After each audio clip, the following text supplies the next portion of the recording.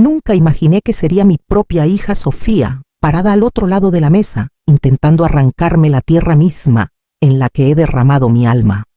2 hectáreas de la finca de mi padre, terreno irregular, terco pero fértil, no eran solo un pedazo de tierra para mí. Era lo que me salvó después de que Miguel se fue. La casa que construimos juntos coronaba la colina mirando hacia abajo, sobre hileras de camas elevadas, enrejados de moras, y el invernadero grande con la puerta de vidrio que instalé con mis propias manos. Para los extraños no era gran cosa, pero para mí era mi mundo. Después del funeral la gente llegó con cazuelas y un silencio pesado. Nadie preguntó qué haría sola aquí en medio de la nada. Yo tampoco lo sabía. Solo me levantaba cada mañana y metía las manos en la tierra. Empecé poco a poco mostaza, zanahorias, heirloom, tomates con nombres más largos que mi lista del súper. Para el segundo año, la tierra ya me conocía. Las plantas crecían más fuertes. Instalé riego por goteo, me uní al mercado de los sábados en el pueblo de San Isidro y vi mi despensa llenarse de frascos con lo que había sembrado desde cero. Sofía apenas venía a casa, siempre ocupada, siempre con algo nuevo en la ciudad. Cuando por fin apareció con una maleta en una mano y un café helado en la otra, pensé que tal vez venía a respirar de nuevo como yo lo había hecho.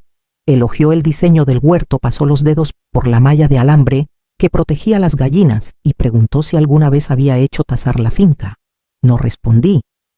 Había algo en su tono demasiado pulido que me puso en guardia.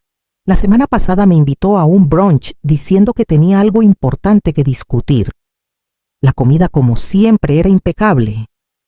Sirvió mimosas, alabó mi vestido, sonrió desde el otro lado de la mesa. Luego abrió una carpeta. Firma mamá, dijo con calma. Esta tierra ahora me pertenece. Hubo un tiempo en que a Sofía le encantaba el huerto. Tenía 6, tal vez 7 años, cuando plantamos juntas nuestra primera hilera de frijoles. Las 2 descalzas con las rodillas de Sofía, siempre llenas de tierra en verano. Yo no tenía corazón para regañarla por eso. Reía cuando las lombrices se retorcían cerca de sus dedos y me miraba con ojos grandes como si hubiera encontrado un tesoro. Así era la tierra para ella entonces, una aventura. Para mí era sobrevivir envuelta en rutina. Pero cuando ella estaba a mi lado, riendo en el lodo, casi se sentía como felicidad. Miguel solía sentarse en el porche con su guitarra mirándonos. Decía que estábamos echando raíces en la familia, siempre con su juego de palabras. Lo creíamos, por un tiempo. Cuando él se fue, todo se volvió vacío. El silencio en la casa era insoportable. El duelo no toca la puerta, se cuela, se instala y no se va. Caminaba por la finca cada mañana solo para no derrumbarme. Venderla habría sido fácil. Tuve ofertas. Un desarrollador de Querétaro me puso números delante que habrían borrado todas mis deudas, unos 2 millones de pesos, que parecían un sueño, pero no pude. En cambio saqué los pocos ahorros que teníamos, arreglé el sistema de riego, reconstruí el invernadero que Miguel había empezado y volví a plantar. Cuando la cuenta del banco llegó a 0, la tierra empezó a responderme. Tomates dulces como ciruelas, rábanos con ese picor perfecto. Empecé a vender cajas de verduras semanales y repartí volantes en el mercado como si me fuera la vida en ello. Poco a poco, el ritmo regresó. No era felicidad, pero sí una especie de claridad. Sofía miraba desde lejos. Sabía que estaba prosperando, o al menos eso sugerían sus correos. Entró a una escuela de negocios en Ciudad de México, hizo prácticas en una firma que manejaba portafolios sustentables, lo que sea que eso signifique. A veces le enviaba fotos de la cosecha, sin esperar mucho. Respondía cada pocas semanas con frases cortas como «¡Qué chido, mamá!» o «Estoy tan orgullosa», siempre dulce, siempre lejana, no me importaba. Me decía a mí misma que volvería cuando estuviera lista. Guardaba la tierra como un lugar para su regreso, como una promesa. Pensé que la estaba guardando para ella. Tal vez en el fondo la guardaba para alguien más. Cuando bajó del avión ese marzo, toda tacones y postura, no reconocí lo que traía consigo. Sofía llegó sin avisar. Estaba en el porche podando los cempasúchiles cuando vi un coche de alquiler subir por el camino de grava, con las llantas crujiendo como si aplastaran algo vivo. Bajó con pantalones de vestir lentes de sol, demasiado grandes para su cara, y zapatos que no eran para la tierra. Su abrazo fue breve, pero cálido, familiar, pero distante. Dijo que necesitaba tiempo, que la startup donde trabajaba se había derrumbado, los inversionistas se fueron y no quería hablar de eso todavía. No insistí. Preparé té. Pidió leche de avena, pero no tenía, así que se lo tomó solo y dijo que era encantador. En los días siguientes recorrió la finca como turista.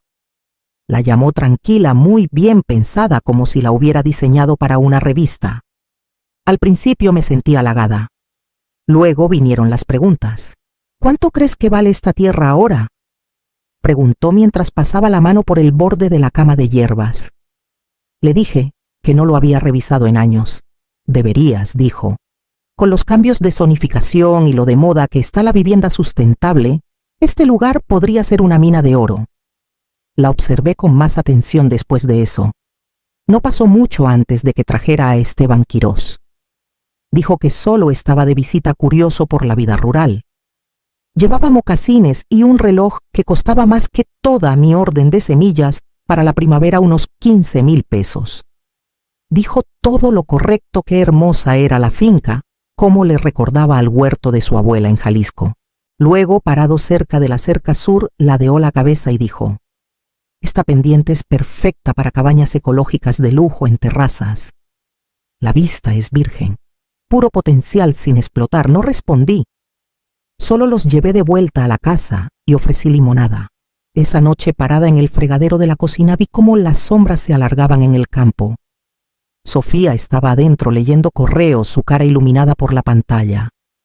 Llevaba solo 3 días en casa, pero ya sentía esa desconexión silenciosa, como cuando alguien que amas empieza a hablar un idioma distinto. No preguntó cómo estaba el suelo este año. No preguntó cuánto tardó en salir la col rizada, ni por qué planté cempasúchiles junto a los frijoles.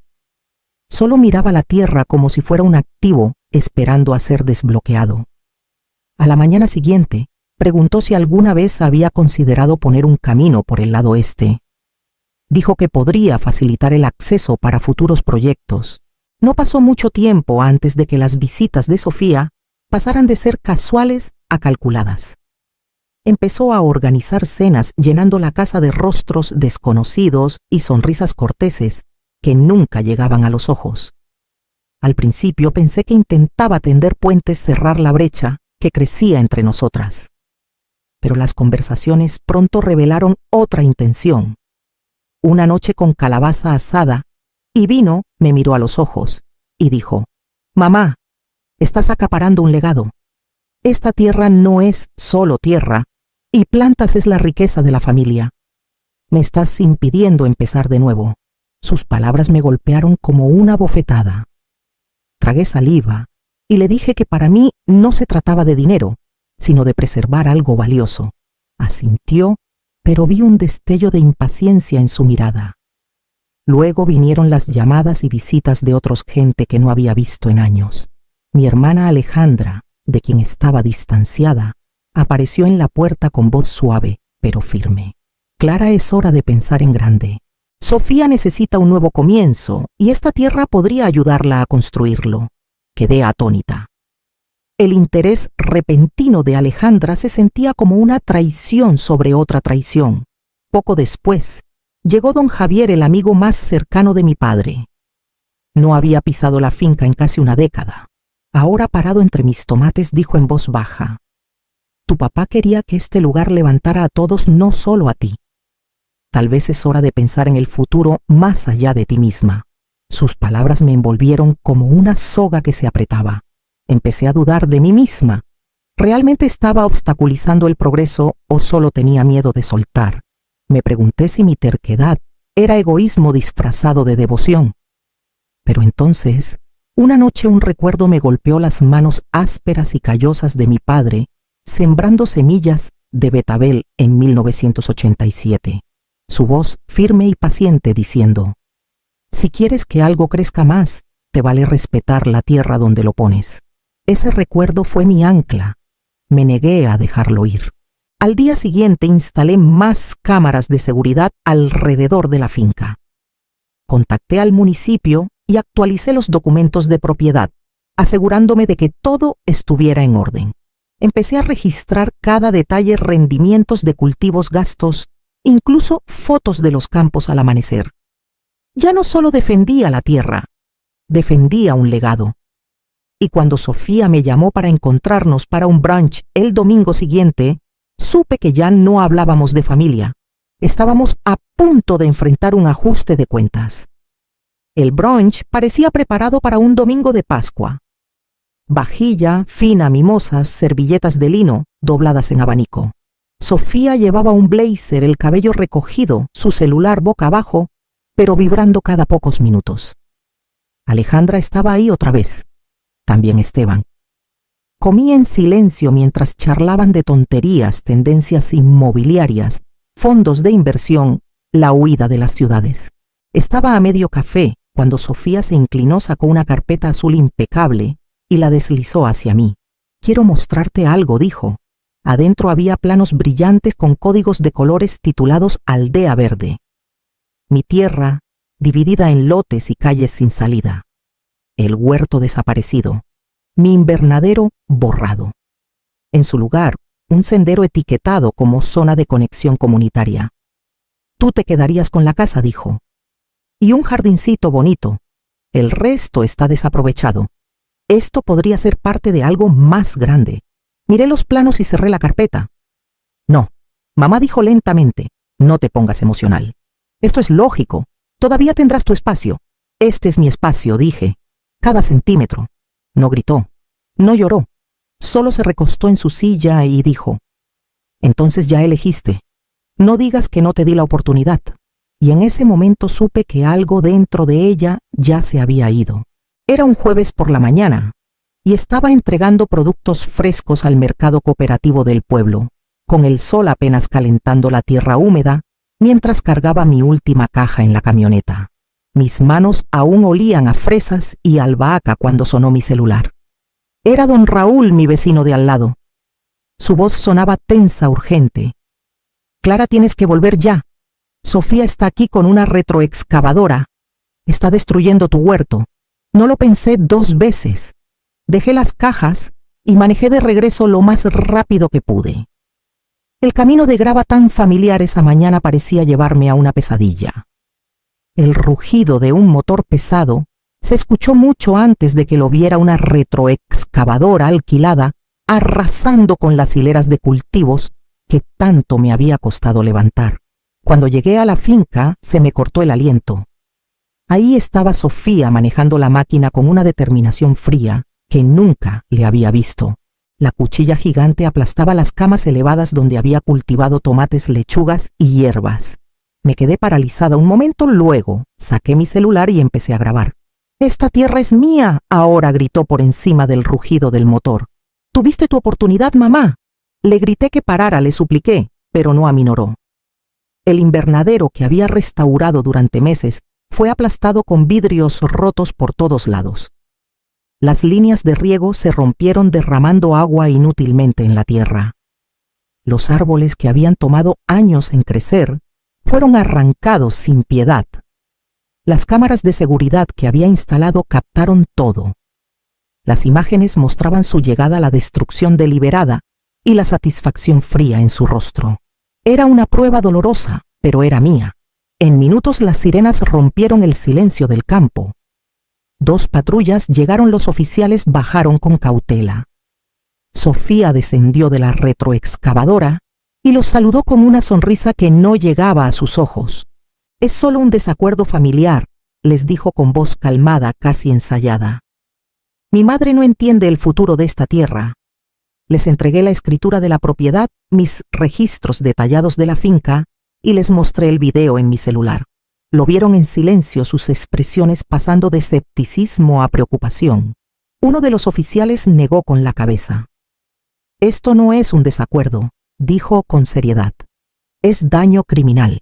mientras tomaban declaraciones y evaluaban la destrucción, me quedé atrás con el corazón roto por cada hilera arruinada. Sofía no me miró ni una vez.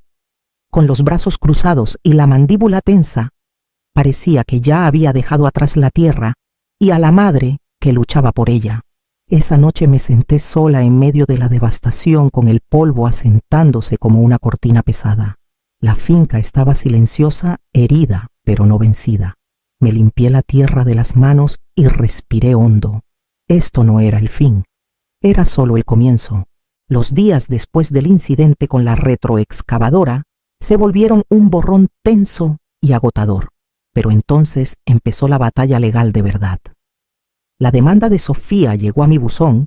Como un viento helado afirmaba que yo había manipulado a mi padre para cambiar su testamento, cuestionando la legitimidad de mi propiedad. Se sentía como un segundo ataque, esta vez en un lenguaje legal frío y preciso. Sabía que necesitaba ayuda, así que contraté a Lucía Méndez, una abogada conocida por manejar casos de herencias complicados. Desde la primera reunión fue calma y enfocada, pidiéndome todo el testamento, la escritura y cualquier documento que mostrara las intenciones de mi padre. Le entregué años de registros, recibos, facturas de impuestos y correspondencia. Pero Lucía insistió en ir más allá. En un viejo baúl de cedro, escondido bajo la cama de huéspedes, encontré los diarios de mi padre. Eran principalmente notas sobre ciclos de siembra y el clima, pero cerca del final, una entrada destacaba: Clara conoce esta tierra como su propio aliento. No solo siembra, escucha. Esta finca es para ella. Era un testimonio sencillo, pero decía todo. Lucía me sorprendió al encontrar una grabación en video del día en que mi padre firmó la nueva escritura.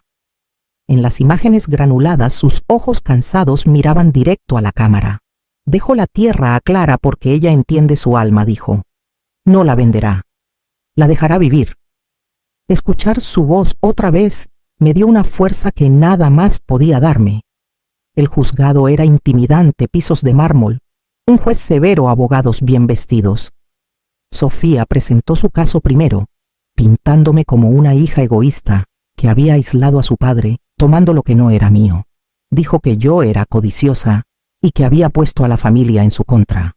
Entonces, Lucía se levantó y desmanteló esas acusaciones con precisión.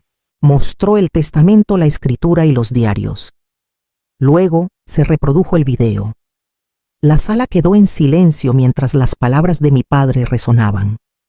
La fachada de Sofía se rompió. Frustrada, gritó de repente: «Esto es ridículo, están desperdiciando la tierra en lechugas y sentimientos». La sala jadeó. Su abogado intentó calmarla, pero el daño estaba hecho. El juez nos miró a las dos, luego a las pruebas presentadas. Su expresión se endureció mientras consideraba los hechos, lejos de los ruegos emocionales. Me mantuve calma, dejando que la verdad hablara por sí misma. La lucha no había terminado, pero en ese momento sentí que la marea cambiaba. La tierra y los deseos de mi padre ya no eran solo recuerdos, eran armas en mi defensa. Y al salir del juzgado ese día, supe que la batalla apenas comenzaba. El fallo llegó 2 semanas después de la audiencia. El tribunal me otorgó todos los daños y emitió una orden de alejamiento contra Sofía. Los cargos criminales se pasaron al fiscal del distrito y me dijeron que esperara un proceso largo. Aún así era algo. Una línea trazada. Una puerta cerrada. Lo que no esperaba fue lo que vino después. La mañana siguiente al fallo abrí la reja y encontré a un puñado de vecinos esperando. Algunos traían herramientas, otros plántulas. Don Raúl llegó con un camión de composta que no me cobró. Marisol, de la panadería, trajo comida para todos. No decían mucho, solo se pusieron a trabajar. Para el mediodía, los cimientos del invernadero estaban de pie otra vez. La voz se corrió. Una escuela culinaria local envió estudiantes los fines de semana para ayudar a plantar y reconstruir. Preguntaban sobre el pH del suelo plantas compañeras polinizadores. Me encontré enseñando de nuevo sin proponérmelo. El silencio que antes llenaba la finca comenzó a desvanecerse, reemplazado por el murmullo de voces risas y el sonido de manos devolviéndole vida a algo. Sofía desapareció. Escuché que dejó el pueblo. El nombre de Esteban fue borrado del sitio web de la compañía de desarrollo. Nadie vino a preguntar por su versión. Nadie necesitaba hacerlo. La tierra aún tenía cicatrices, parches de suelo revuelto, tocones. Donde antes había árboles, las líneas de riego torcidas esperando reemplazo. Pero ahora, cuando miraba el campo, no veía ruinas. Veía manos en movimiento. Veía recuperación paciente y terca. Veía algo más profundo que raíces tomando fuerza otra vez. Y por primera vez en mucho tiempo, no sentía que estaba cultivando sola. La verdadera cosecha apenas comenzaba. Las mañanas ahora son tranquilas. Camino por las hileras de plantas jóvenes, con la lata de semillas vieja de mi padre en la mano, colocándola con cuidado junto a las camas renovadas. Está abollada y descolorida, pero aún guarda el peso de sus esperanzas y ahora las mías. No me siento victoriosa. No realmente. Ese tipo de triunfo sería demasiado ruidoso, demasiado repentino. En cambio, me siento anclada firme bajo el cielo interminable. La finca ya no es solo tierra o negocio, es un lugar donde puedo respirar y pertenecer, aunque las personas que una vez amé no lo vean así. Semanas después de sembrar la última semilla, llegó un sobre pequeño, sin remitente. Adentro una nota con la letra de Sofía. Quise construir algo para nosotras. No sabía cómo volver con las manos vacías. La leí una y otra vez antes de colocarla junto a la lata. No respondí. En cambio, miré hacia afuera. Me uní a una cooperativa de agricultores local, compartiendo consejos y semillas con otros que aman la tierra tanto como yo. Empecé a enseñar a jóvenes sobre la salud del suelo, mostrándoles cómo escuchar la tierra como mi padre me enseñó. Abrí la finca para visitas, dando la bienvenida a quienes quieren aprender, probar, sentirse conectados. Las viejas heridas no han desaparecido. Nunca lo harán. Pero en su lugar, estoy encontrando algo nuevo, una comunidad de personas que eligen nutrir lo que importa. A veces la familia no se hereda, se cultiva. Mañana llega el primer grupo para la siembra de primavera y la reja se abre de nuevo. Puedes plantar tu vida en algo, verter cada pedazo de ti en la tierra, en las estaciones, en los momentos silenciosos de crecimiento, pero eso no significa que otros verán las raíces. A veces las personas que amas no entienden lo que cuesta nutrir algo significativo. A veces quieren derribarlo en lugar de construirlo. He aprendido que conocer tu valor viene antes de la cosecha. Está en las decisiones que tomas cuando nadie te ve, en los límites que mantienes firmes, cuando el mundo intenta convencerte de soltar. Está en defender tu lugar incluso cuando parece que estás sola. Esta historia no es solo sobre la tierra o la familia, es sobre todo lo que consideramos sagrado y la fuerza que se necesita para protegerlo. ¿Alguna vez has tenido que defender lo que era legítimamente tuyo de alguien a quien amaste incondicionalmente? ¿Qué te costó y qué te enseñó? Estas son las preguntas con las que vivo ahora mientras cuido la tierra a mí misma y la esperanza silenciosa que crece con cada nueva temporada.